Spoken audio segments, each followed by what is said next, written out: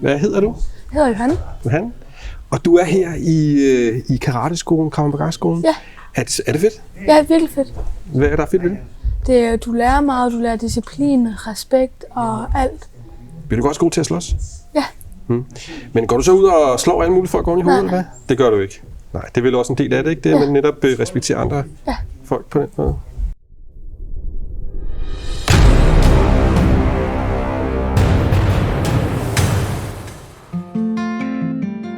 Her i Danmark har vi et meget svært forhold til Israel.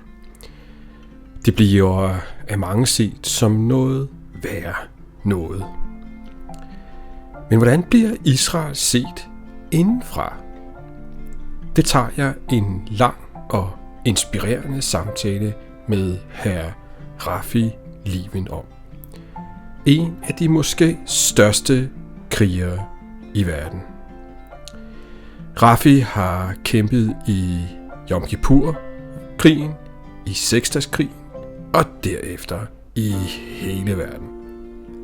Han kan nogle rigtig spændende og vilde historier. Men Raffi er også meget, meget stor inspiration for mange unge mennesker, som skal finde vej i livet.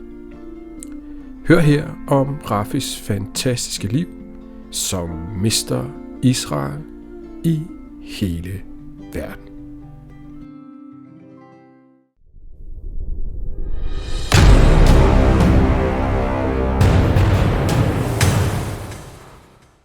Raffi Liven, you are one of the most celebrated warriors in the world, and you come from Israel, and you have this amazing long story. Born in Israel, being in the wars of both Youm Kippur and the 6-Day War, and then going all the way around the world as a celebrated warrior. You're also a proud Jew, right? And you support Israel. I'm very proud. Well, what is it about Israel that you like? Israel is a special country with a people with a big, warm heart. They are so warm and so people who love and other people and supporting and helping and other people. Israel people are, sometimes I think they're stupid to help who are killing them, you know. And there's the only country who have an army who are taking care on their enemies before they take care on their own soldiers.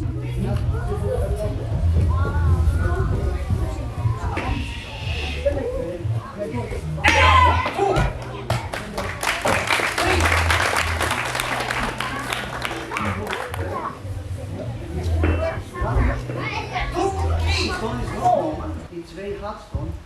It's what's called this black one. What is it called?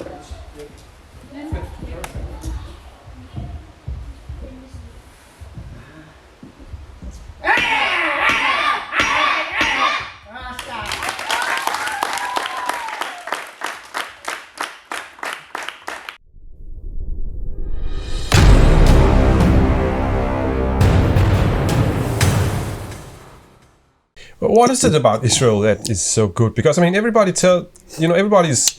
If you're not from Israel, if you don't support Israel, people are usually pretty negative about it, right? It's because of jealousy. You know, I'm a philosopher. I'm a educated philosopher, doctor philosopher, and when people jealous, and the world is full of people of jealous, and the media and the politician are supporting those people to be more jealous. The story they tell about Israel is 99.9% lies, just to support their own agenda, to make sure Israel is beautiful people, and jealousy can make people to hate, and hate making people to inform wrong information. Small information, you know, from a small ants you can make an elephant, you know, and this is what people like. Jeg er lige vendt tilbage til Raffi. Hvorfor Jeg det? trænede med ham for 27 år siden. 27 år siden? Og jeg er lige startet i karateklubben igen. Altså, prøv at fortælle, det må da være lidt, det lyder som noget af en historie. Jeg startede ved ham for 27 år siden og graduerede til gul bælte, og så skulle jeg flytte, og så flyttede til en anden by og stoppede med karate. Altså hvad der gør, og man gider at træne med Raffi? Inspiration. Alt det, han har kunne lære videre. Alt det, han har oplevet, som man kan fortælle os og lære os.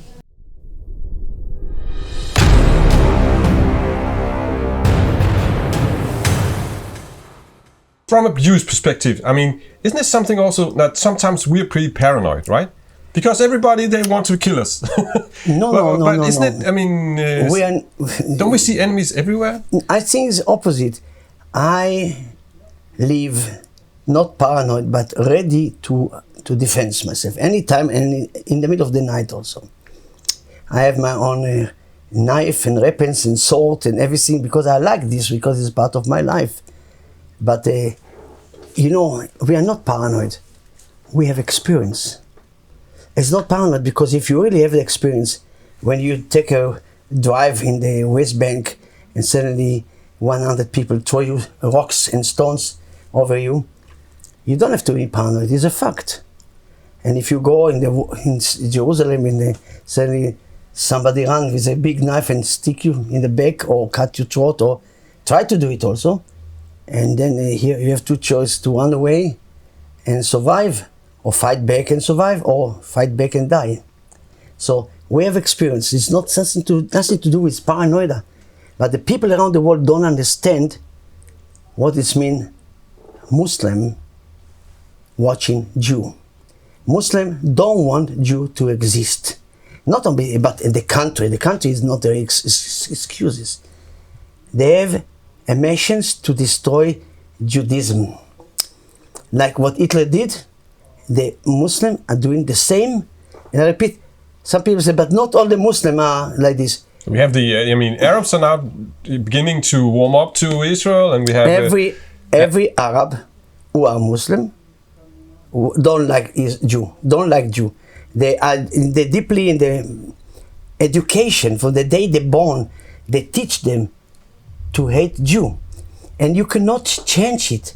You see, mothers teaching the children to put bomb on them, on the body, and they tell them, you are going to be Shaheed, you are going to be our butterfly, you are going to give us honors when you kill Jew. And this is what the children in kindergarten already learn to play killers of Jew. And I said, if it's a gun or knife or etc. It's not only in Gaza Strip. It's also in the West Bank. It's also in Saudi Arabia. It's also only country who don't do it to the children is educate Muslim. Educate Muslim. There are very few. But in the education area, like school, etc., there they teach them to hate Jew. So you cannot change it. People think, I talked to million people in Denmark, said, let the Muslim come to us, we teach them to become Danish.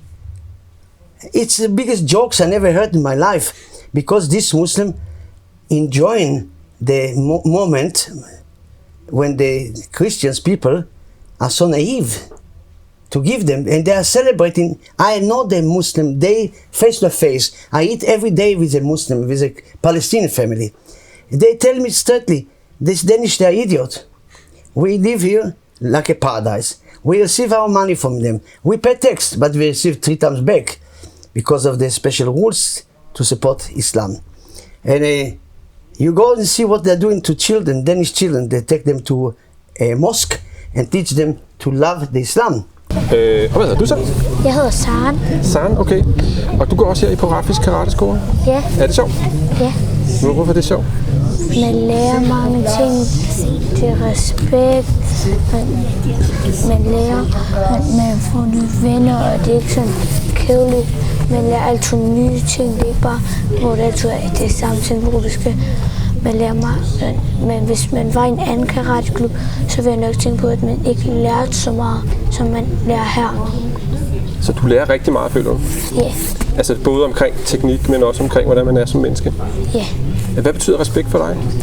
Det er så meget. Hvorfor det? Fordi man kan bruge det sådan, man kan bruge det over det hele. Man kan bruge det i skolen, man kan også bruge det sådan her. Man kan det hele.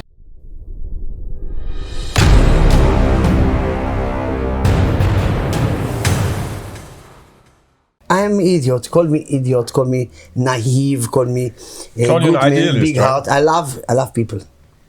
That's why I love me. If you don't love yourself, you don't love others. It's the very first rules. I love me very much. I love myself so much. So everybody who listen to it, be jealous. I love myself. I'm strong, I'm beautiful, I'm 74 soon, and I look like 20. But because I believe in to give. Karate, the words karate, it means empty hand. Empty hand is mean giving. And people don't know. Some people, I call them idiot, they try to make jokes about karate. They say, karate, baby, you don't know nothing, you know only karate. Karate is a lifestyle of the best, to become the best. And people who don't make karate, they don't know nothing about what it is to be in life. To be alive is to learn how to give. When you give, you're strong. And you get strong and you get younger. If you keep yourself anything and you collect money, you die naked. If you give, you don't die, simply. And this philosophy people cannot understand. I look to people in my age who work with me in the port of Ashdod. I was 5 years working in the port. They look like my grandfather, a broken. Okay, I'm also handicapped. I also have troubles in my back. I cannot hardly move my shoulder. I cannot put my belt around. I need help because I have damage in every part of my body. But I'm still doing everything. For example, now I try to break stones. Normally I can break it like this, easy. But I hit it and I hit it. I don't feel any pain. You know, look at my hand. I have no pain. I don't feel nothing. It's like hammer. So you take a hammer, 5 kilo, and you hit this stone. It's not breaking. But it's spirit. Spirit, and to love and to give, it's my way. Love, give. Being a mensch, right? It's something I think that many Jews strive for, right? Be humane.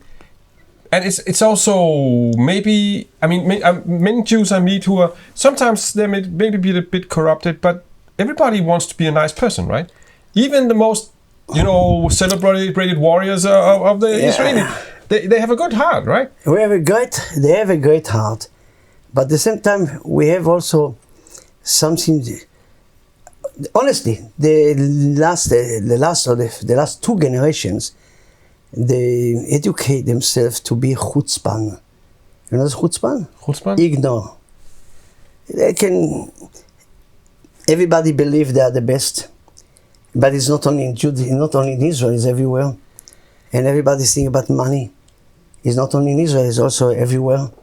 Everybody ready to sell their own brothers for money and positions.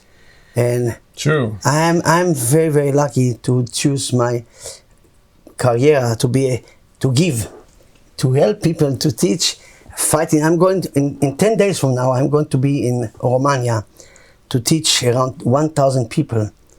And they're waiting there, waiting for the last 30 years. They're waiting for me to come to Romania. Og hvad hedder du så? Jeg hedder Noah. Noah, og du går her i Raffis karateskole. Ja. Hvorfor gør du det? For at lære respekt og teknikker og sådan. Jeg synes, han er en meget god træner. Okay, hvad er godt ved ham? Han lærer os mange ting, som de fleste ikke lærer til karate. Så det er meget moralske ting? Du er ikke bange for mig. Jeg spiser dig, hvis du siger dårlige ting til mig. I'm just joking. He's one. Talk to son also. Son is also there. He wants so much to Okay. Men respekt og sådan noget, bruger du til, hvordan bruger du det i livet? Det kan man bruge overalt. Det er bare sådan noget, man lærer sådan nogle steder her. I skolen lærer man det faktisk ikke. Men sådan nogle steder her lærer man respekt, så man har ekstra respekt i skolen og for skolelæreren og sådan noget. Er det vigtigt, eller hvad? Ja, meget vigtigt, hvis man skal sådan ikke sådan altid være inde i klassen, fordi indimellem, når man er god til tingene, god respekt, så må man gå ud af klassen indimellem og være nogle forskellige steder og lave ens opgaver. Så det er faktisk noget, du bruger i skolen lidt? Ja. Okay. Men jeg synes, det er bedst med Kaito, fordi han træner sig, han er 73 år gammel, Og han kan stadig træne, og han har 12 verdensrekorder. Det er sejt, og han kan udlægge sten, mursten. Hans rekord er at udlægge på 25 sekunder er det 100 mursten.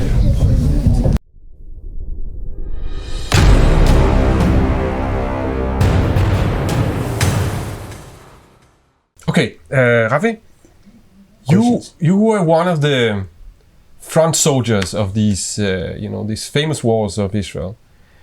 The Youm Kippur War, Six-Day War. Tell us about that. What was it like? When I was 18, a little less, I was 18 minus 2 months, I went to the army and I volunteered to become a parachute. Then parachuting, I was fighting in the... I became soldiers in 1967 in February, and in June there was a 6 Days War, and we was young soldiers, and we was the youngest soldiers who went into the war and fighting the first line. But it was the spirit, right? Everybody was like, we attack, let's go, right? I mean... No, this one was in the Youm Kippur 6 Days War. We was preparing in short days to go to fight against Gaza.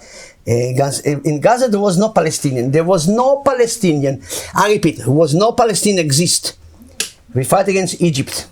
Yeah, they were. We fight against Syria. We fight against Jordan. We didn't fight against no one single Palestinian. Palestinian was not exist.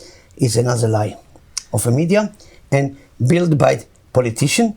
And one of them is Israeli politician who are supporting it, like Yitzhak Rabin, who making the deal with Oslo, and in Oslo they agree about to have Palestinian. This was a long time after the 7 Days War, the Youm Kippur War also, because in Youm Kippur War we got attacked by Egyptian and Syria, and we went to the war. They had this remote controlled rockets, wasn't it that? That was the Youm Kippur War. They had these rockets they could send, poof, and it was remote controlled and it hit the tanks. Isn't that right? Yes, we have. There was a problem. Yes, no, we have no problems. The Youm Kippur War, it was the government in Israel, Golda Meir, and Moshe Dayan, and the Nazi generals, they give orders to the soldiers not to fight. Everybody cannot forgive her and forgive them, because we lost around 3,000 soldiers, young soldiers in the age 18 to 25, maybe some also going up. But they got killed. They not killed, it was murder, because they was not ready to fight. Youm Kippur, you put the weapons down and you pray. Everybody was praying. Then attack, poof, surprise, and the intelligence in Israel giving information to the state of Israel, to the government, it's going to be attack. They didn't take it serious. Golda Meir make a fashla. She makes it shame. Many people got killed because of her. Then I was in one leg going out to the synagogue. Suddenly I heard alarm, and I ran back to the radio. These days we have only radios, and the radio said Black Cobra, and this was my group. And I took a small bag, 2 underwear. I take my toothpaste and 2 socks and run. And every car drive me all the way to the north. I fight in the Youm Kippur in the north. There was a mistake. When other mistakes Israel army make, they send a group of parachute in to fight in the area in Hushnia against tank. So 90% of all our members, all our fighters die. Oh. I was injuries, and I was ending on the 3rd days of the war in the hospital, which they want to cut my legs. My legs was a lot of ricochets, and there was a gangrene until the knee. And I said to the doctor, you don't cut my legs. If you want to cut something, you cut from here. And I fight it with a lot of penicillin, and I survived. But to make it short, Youm Kippur was a bloody war for Israel. They surprised us and attack all the Mutzavim, all the area. Mutzav is a place where 6 to 10 soldiers living together, and in the night you make patrol up and looking with a kicker, with a star, kickers, and and then in the day they make a patrol around and come back to the Mutzav,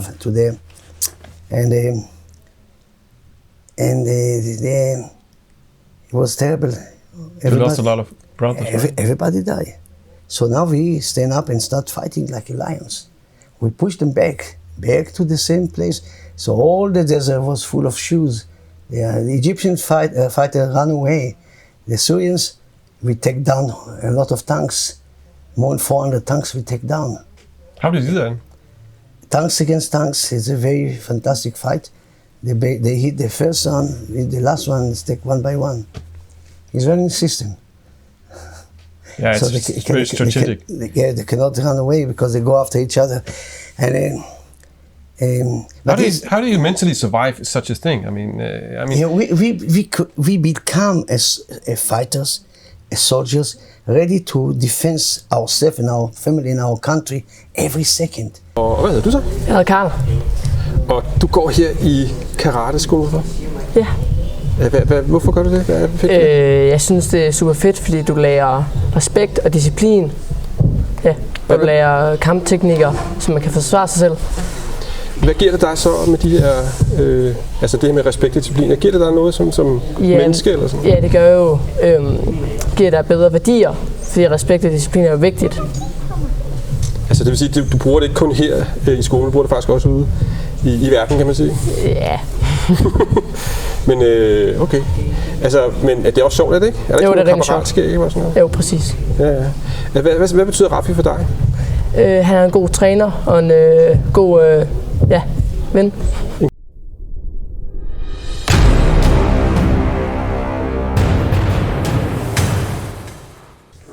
I travel to Israel every month, and every time I'm up in there, I'm so excited to land. When I come to Israel, sure, I can see the chutzpah of some of the people, the disrespect, but then I come back to Denmark and automatically I start miss them again. we are masochists. We like this chutzpah. And well, you know, my great grandmother, she was she had to go into this small fishing boat to flee from the Germans. And it's, this is the story, right? We were lucky in Denmark that the Danish Jews actually were saved, right? But I mean, in so many other places, people are just, killed. Yeah, many kids. And that's 6 million. This is 1/3 of all of Jews were killed in that war, and it's just that that is why we have Israel, right? Israel is the land of the Israeli, of the Jew. This is where we can go to be protected, right? And I think I know that many people they say all these very nasty things about Israel, but I think most people have the respect and the understanding that if there is another Holocaust, right, where should we go, right? We should go to Israel. That's the thing. If somebody talk bad about the Jew, send them to me, so I can tell them, listen, I fight in so many missions, and all the missions was to catch terrorists who kill children, women, murder children, not killing, murder. So we bring them to justice. 99% of the people who we try to bring back to justice, they die on the way. Because they try to escape or they try to kill us. So when somebody shoots you, you shoot. And when you shoot, somebody die. It's better if your enemies die. Stands your brother. Du hedder Morten? Jeg hedder Morten, ja. Og du er her på Raffis karateskole.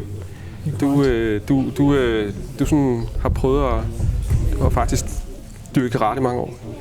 Jeg startede i 1986 under Kaiser Raffi og har været her siden med en pause på 2 måneder totalt på de 36 år.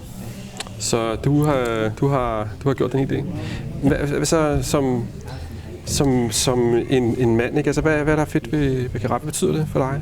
Hvad er det betyder for dig i dit liv? Ja, det betyder selvtillid, det betyder, man får noget disciplin, det betyder en hel masse.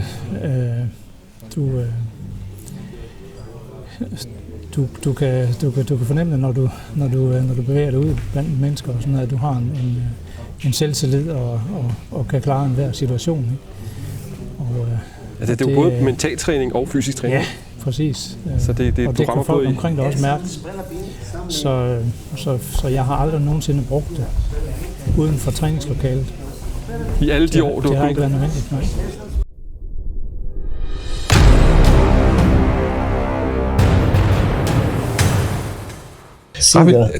Just one story I want you to maybe talk a little bit about, because you've been through so many different wars and conflicts. I've been bodyguard in Martinique in the Caribbean. That was actually the one I wanted to ask you, because there's so many stories about this when you were a bodyguard in Martinique, right? Yeah. So I mean, what's true and what's not true? I mean, Everything's true. Everything true, but people don't want to accept it. I'll tell you. Okay, so tell me about it. I was a bodyguard. I was going to Martinique because some men looking after some group to defend the president, and it was President Valère, and first time, and then a year after it was Michel Renard. But anyway, it's a French president of the island who representing Valéry Giscard d'Estaing, the right wings of France. And when I came there, they said to me, I was going like a karate man. I meet with people, I meet the best karate people from France, Valera, and also another guy. What did you do there? I was doing karate, and then immediately the president asked if I can be a bodyguard for him. So I approved it. And so you became a bodyguard for the president. And then there was the first night in the first year in 1977. There was no bloodshed. First time in the island, people was afraid. People stand far away and they talk about this strange man, karate, Monsieur Raffi, and there was no bloodshed. So they didn't dare to attack the palace? No. They come to the palace, and then suddenly I get out and everybody run away. So the second year, it was another president, his name was Michel Renard. He wanted to test me. So he asked these guys, people who connect to the group who give protection, if he come, I would like to have a test with him. So he put me in hangars, a huge hangars, and it was 10 people, black people with a big mabuta. It's a piece of wood like baseball stick, and then they said, if you get out from this, you get a job. I left 10 people on the floor, and I came close to him and I threw one of my knife near to his head, and he said, okay, you got a job. The man, he was over 2 meters tall, and I am so small, short, and I was his bodyguard. But 3 weeks after we started to be bodyguard, first of all, I started to create a team of 20 people from the village. He was his castle was there. It was in Martinique. It's called Merigot. The main town is called Fort de France, and I was protect them, teach them nunchako and knife techniques and everything. And because there was no warm weapons in the island, and there was a warning, if somebody used warm weapons, the French police going to open fire. So they use only iron, machetes, knives, and etc. So did you have any conflict then? No, then they attacked the president in one of the small towns, and I fight against 50 guys.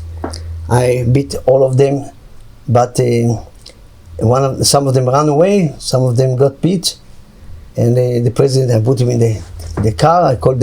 I said the driver to come fast. We take him safe to home. But in the evening, on the 7th of March 1998, he was staying in the Fort de France in the big town and make a speech, and it was 12,000 people come to watch the speech. Suddenly 4,000 people, after what the media said, came with bomb, and fire, and burned the flag of France, the French flag, and with a knife. And my 20 guys who were they came to them and they ran away. And then again, and I stand on the balcony and I look to all the action. The day before, it was a black guy. He invited me to his family. He have 10 children. His name was Jaltar. And Jaltar, he was the leader of the bodyguards. I was the personal bodyguard of the president. And Jaltar invited me to eat and his family, and I talked to all his children. I became like family for me. Then after 4 times this group come again and war again. The 4 times I could see a lot of lightning of weapons. And you see white eyes and thousands of black people, boom, boom, and fire, boom, boom. Then suddenly, you can see red flush, and the distance was like 100 meters. You can see fight and fire. And then Jaltar come to with his white clothes to me, and the white clothes become red. He looked at me and said, Monsieur Raffi. He went on his knee. I jumped from the roof, from the second floor, on the roof of a car, and I came to him, and he died in my arms. He said, the only thing he said, Monsieur Raffi, and he died. So I got amok. I started running to this group, my nunchaku, and then somebody attacked me with the knife. I got the knife into the arms, was direction to the heart. It stopped my hand. Then I got 4 times the knife in the back. Then I was getting flush, machete on my. I have all the scars there. You can see my back. It look like. And then I didn't feel it. I keep on fighting and beating them and running after them. I got amok. I got crazy. And then it was only filled of bodies around, and all the rest ran away. There was 4,000 after what the magazine said, the newspaper, French. I just wrote there was 4,000 people come to kill the president. And you know, they write about it. I fight against 4,000. I didn't fight against 4,000. I fight against who was close to me. The rest got afraid and they ran away. When it started blood flying all around, noses broken, and the knife here, knife there, and nunchaku breaking in the head, you see the people ran away. A strong, psycho, drunk, drugs, still run away. They know the difference between blood and not blood, okay? So this is what happened. They got panic and ran away. So I basically controlled 4,000 people. And it's much more for what Samson the greatest did, our Shimshon. Okay, but then, and you have something for the donkey, the jaw of the donkeys. I didn't have jaw, I have 2 nunchaku. And one of the nunchaku broke, and there was a big guy, the leader of this group. And I came to him, and I said, he was like 200 kilos. He sit on the side of the citron. The citron was almost down to the floor. He said, you're the Gro. Are you the Gro? He said to me, yeah. And then I put this half nunchaku, it was broken, into his throat. I killed him. He was the leader for everybody. Immediately, it was a newspaper writing the day after, and they said I'm a voodoo man. Because voodoo men, they stick with the knife. Voodoo men cannot die from a knife. This is they believe. And for many years, I was a little paranoid because they send me people, voodoo people, looking after me. And you know, you can see how they look, voodoo people. They look like a skeleton. You know, like gulgolet, skeleton. And they have these bones up, and they look after you. And there was... This is dangerous people. Yeah, voodoo. They tried. But the night when I got injuries and there were many bodies, I came to the castle around 10 o'clock. And then, because they took me to the hospital to check my back to see how deep is the knife. And they find 2 of the knife passing to my lungs and 2 not. And they want me to stay in the hospital. And I said, you have security here? And they said, no. Take me to the castle. And then I was in the castle, then they called me around 11 o'clock. Mr. Raffi, I said, yeah. We want to come and to make peace. We want to stop this bloodshed. I said, you're welcome. I said, we can talk maybe tomorrow. No, we come tonight. I said, tonight is 11 o'clock. I'm going to sleep. No, you don't have to sing about us. We send our spirit. Jeg vil gerne sige, at jeg hedder Mina, og jeg er 8 år gammel. Jeg går i 2A, og jeg har passet her alene, og jeg har det godt. Hvad er det så sjovt ved karate så? Jeg synes, det er sjovt ved at sådan slås mod en. Det synes jeg, fordi han er sådan point eller sådan noget. Og så er det rigtig sjovt, når jeg slåsser. Hvad hedder du egentlig? Hvad hedder Asger? Er du muslimer? Nej, jeg er jøde. Jeg er muslimer. Okay. Og jeg kommer fra 2 lande. 2 lande? Ja. Okay, hvor? Jeg er halv araber, halv afghaner.